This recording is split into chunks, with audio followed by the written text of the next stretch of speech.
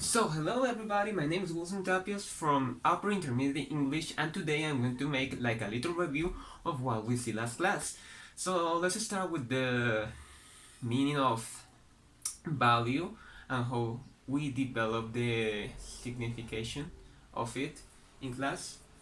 So, let's start saying that it's different from the value we think a thing could have, the price, the cost, and it is most focused on the value an action or a system of belief could have, and we separate the meaning of the value with the moral, meaning value as something subjective, something that we develop by our own and we adapt to our necessities, and the moral, something that is universal and cannot be changed.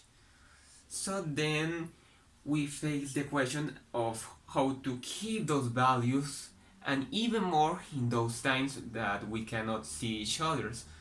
So the first thing we could do is to know which the values we have and then try to keep them. Even though it is hard times, we have to be loyal to them and in some way try to be as close as them as we can, because it's all the things that we can count in this time. Then we talk about the confidence and the meaning of confidence that could have. And it is really interesting because confidence is something essential in classes. I mean, you have to trust in your abilities as you trust in the respect that people would have in the classes and the abilities you can develop.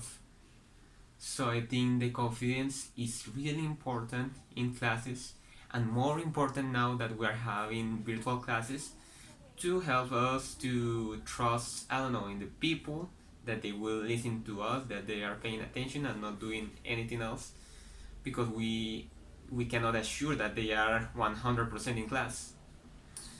Let's continue with the respect that is really important in the class.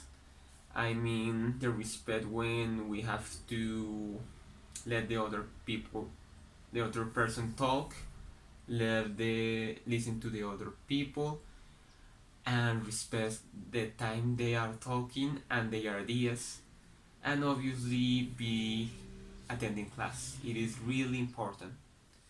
So it has positive things, the quarantine time and the virtual class. One of them I can tell is that most of us are learning how to use virtual platforms even though we don't know how to use them. One example is the teacher that is learning how to use it, and she realized that she has to change the way she do the things in order to give us good quality classes. And I think we are all doing the best we can, so it is something positive about the quarantine. And the last of us, what is fair and unfair to a student and teacher, what we expect. And I think that we can expect is respect, because we have confidence that in our classes we are going to be listened, we are going to be respect. We have confidence in our classmates, in our teachers. So I think it is basically, and it would be all that we see. The conclusion is that we have to be focused on what we are doing in the time we are receiving classes, the material we have to develop, we have to do our homework, our task, and we have to try and do our best and be patient with this situation. And I want to end this up telling you like a feedback. That's something we could use in our classes, that is the platform Kahoot, that is about answering questions that the teacher can develop.